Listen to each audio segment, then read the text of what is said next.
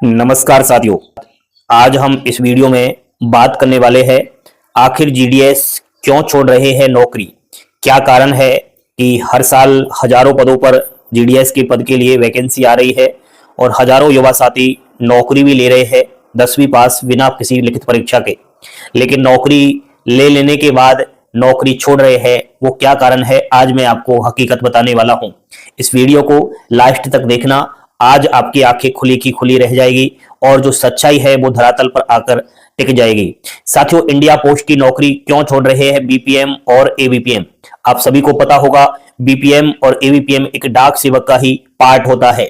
यहाँ पर बीपीएम को हम ब्रांच पोस्ट मास्टर के नाम से जानते हैं और एबीपीएम को हम असिस्टेंट ब्रांच पोस्ट मास्टर के नाम से जानते हैं। साथियों, भारत सरकार की केंद्रीय नौकरी छोड़ने का कारण क्या है, ये आपने कभी सोचा है? क्योंकि ये तो आपको पता है कि भारत सरकार की केंद्रीय नौकरी है जीडीएस। यह सवाल सुनने में अजीब लगता है, लेकिन हर साल हजारों बीपीएम यानी कि ब्रांच पोस्ट मास्टर और ABPM assistant branch post master अपनी नौकरी छोड़ रहे हैं। ऐसा क्यों हो रहा है?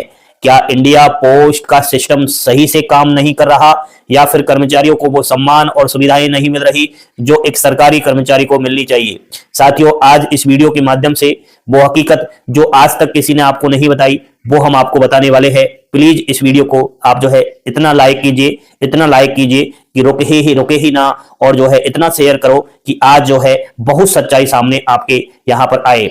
साथियों, आज हम उन कारणों को समझेंगे जिनकी वजह से बीपीएम और एबीपीएम अपनी नौकरी छोड़ने को मजबूर हो रहे हैं। ऐसे क्या वो कारण है जो नौकरी ले लेने के बाद और एक सेंट्रल गवर्नमेंट की नौकरी लेने के बाद में नौकरी छोड़ने को मजबूर है? पहला कारण आप सुनिएगा। साथियों, सरकारी नौकरी होने के बावजूद भविष्य अंधकार में जब कोई सरकारी नौकरी में आता है तो उसकी बड़ी उम्मीद स्थिरता, जॉब सिक्योरिटी होती है, लेकिन बीपीएम और एबीपीएम को कभी भी स्थायी कर्मचारी यानी कि परमानेंट एम्प्लॉइयों का दर्जा नहीं दिया जाता। यह हमेशा एक संविदा यानी कि कॉन्ट्रैक्ट्स आधारित कर्मचारी ही बने रहते हैं। आप लोगों को पता होना चाहिए कि जीडीएस, चाहे वो बीपीएम हो चाहे एबीपीएम, अभी जो है परमानेंट एम्प्लॉइयों का दर्जा प्राप्त नहीं ले रखा। यह ओनली एक संविदा बेस पर है। साथियों, ना कोई प्रमोशन का सिस्टम है और ना ही कोई ग्रेड पे का लाभ, ना पेंशन है और ना मेडिकल सुविधाएं। कई साल काम करने के बाद भी एक स्थायी कर्मचारी जैसी सुरक्षा नहीं मिलती। जब बीपीएम और एबीपीएम देखते हैं कि इतनी मेहनत के बावजूद उनके पास कोई भविष्य की गारंटी नहीं है, तो वे नौकरी छोड़ने का फैसला कर लेते हैं। साथियों, असंभव टारगेट और मानसिक प्रताड़ना भी एक सबसे बड़ा नौकरी छोड़ने का कारण पिछले साल से रहा है। हर महीने बीपीएम और एबीपीएम पर टारगेट का पहाड़ लाद दिया जाता है। इतने नए खाते खोलने, इतनी बीमा पॉलिसी बेचनी एंड इतना रेवेन्यू लाना है, और जब ये टारगेट पूरे नहीं होते तो ऊपर से दबाव आता है। क्या दबाव आता है कि अगर काम नहीं कर सकते तो इस्तीफा दे दो, चार्ज चीट दे दूंगा, सस्पेंड कर दूंगा, ट्रांसफर कर दूंगा और दूर के गांव में आपका ट्रांसफर कर दूंगा। ये जो है मानसिक प्रताड़नाएं यहां पर होती है। और बीपीएम और एबीपीएम कोई बिजनेस एजेंट नहीं है, लेकिन उनसे हर महीने एक ऐसा प्रदर्शन करने की उम्मीद की जाती है जैसे वे कोई प्रोफेशनल सेल्समैन हो। साथियों, जब लोग इस दबाव को नहीं झेल पाते तो वे नौकरी छोड़ने का फैसला कर लेते हैं। आज आपकी आंखों में आंसू आएगा, लेकिन साथियों, मैं इस हकीकत को छुपाऊंगा नहीं। जो प्रैक्टिकली मेरे से जीडीएस कर्मचारियों ने बात की है, वही लाइन में यहां पर आपको बता रहा हूं। साथियों, बिना ट्रेनिंग के नई योजनाओं का बोझ, सरकार हर कुछ महीने में नई योजनाएं लाती रहती है, लेकिन दिक्कत यह है कि बीपीएम और एबीपीएम को इन योजनाओं की कोई ढंग की ट्रेनिंग नहीं दी जाती।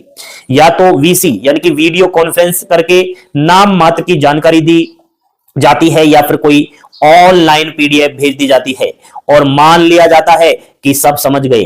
डाउट क्लियर करने का कोई सही प्लेटफॉर्म नहीं होता। अब जब बीपीएम और एबीपीएम खुद ही ग्राहकों को समझाना होता है, लेकिन उन्हें ही योजना सही से समझ नहीं आई होती, तो वे चिड़चिड़े हो जाते हैं। धीरे धीरे वे डिमोटिवेट महसूस करने लगते हैं और नौकरी छोड़ने का मन बना लेते हैं। साथियों, ये हकीकत है जो मैं आपको बताने वाला हूं। साथियों, फील्ड ऑफिसर का अत्याचार।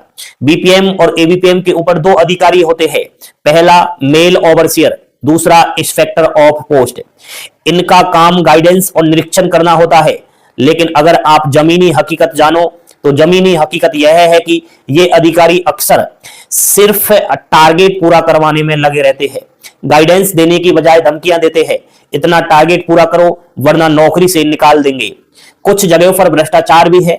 बीपीएम को अपनी ही पोस्टिंग बचाने के लिए रिश्वत तक देनी पड़ती है। जब बीपीएम और एबीपीएम को लगता है कि वे ना तो टारगेट पूरा कर सकते, ना ही अधिकारी उन्हें सपोर्ट कर रहे, तो वे मजबूरी में नौकरी छोड़ देते हैं। सैलरी कम, जिम्मेदारी ज्यादा। साथियों, बीपीएम और एबीपीएम से उम्मीद की जाती है कि वे डाक बांटे, पोस्ट ऑफिस चलाएं, सरकारी योजनाओं का प्रचार करें, बैंकिंग सेवाएं दें। लेकिन क्या आपको पता है कि इनकी सैलरी कितनी होती है? एक बीपीएम की औसत सैलरी 12,000 से 15,000 और एबीपीएम की 10,000 से 12,000 रुपए होती है। इतने कम वेतन में जब उन पर बैंक मैनेजर, पोस्ट मास्टर और सेल्समैन जितनी जिम्मेदारियां डाल दी जाती है, तो वे बेहतर विकल्प ढूंढने लग सकते हैं। साथियों, प्रमोशन का कोई रास्ता नहीं। कहीं बीपीएम और एबीपीएम यह सोचकर नौकरी ज्वाइन करते हैं कि धीरे धीरे प्रमोशन मिलेगा और उनकी पोस्टल असिस्टेंट, पीए या अन्य उच्च पदों पर जाने की संभावना बढ़ेगी। लेकिन सच्चाई यह है कि कोई डायरेक्ट प्रमोशन सिस्टम नहीं है।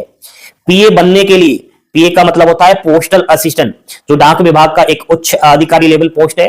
तो पीए बनने के लिए उसे पहले 3 साल बाद एमटीएस यानी कि मल्टीटास्किंग स्टाफ और फिर 5 साल बाद डिपार्टमेंटल पीए की परीक्षा दे पाता है। उन्हें दोबारा परीक्षा, कॉम्पिटिटिव एग्जाम देकर पीए या अन्य पदों पर जाना ज्यादा बेहतर लगता है। साथियों, कई बार उम्र निकल जाती है लेकिन प्रमोशन नहीं मिलता। जब बीपीएम और एबीपीएम को यह समझ में आ जाता है कि इस नौकरी में आगे बढ़ने का कोई स्कोप नहीं है, तो वे इसे छोड़ने का फैसला कर लेते हैं। समाधान क्या है? आप समाधान जानने के लिए सॉल्यूशन है आपका प्रमोशन। तो प्रमोशन जीडीएस टू एमटीएस, इसके लिए आप अभिषेक क्लासेस के साथ जुड़े, लगातार हमारे यूट्यूब चैनल से अपडेटेड रहे, आपको अच्छा मार्गदर्शन प्रदान किया जाएगा अभिषेक क्लासेस टीम। साथियों, आज मैंने जो हकीकत बताई यह बिल्कुल ही ऑथेंटिक और रियल है। हो सकता है कहीं जीडीएस ऐसी जगह पर लगे हो जिसके साथ ये प्रैक्टिकली व्यवहार नहीं हो रहा हो, उसकी नौकरी ठीक से चल रही हो। जगह का फर्क पड़ता है और अधिकारी का फर्क पड़ता है। सभी जीडीएस कर्मचारी इस मानसिक प्रताड़ना को नहीं झेल रहे।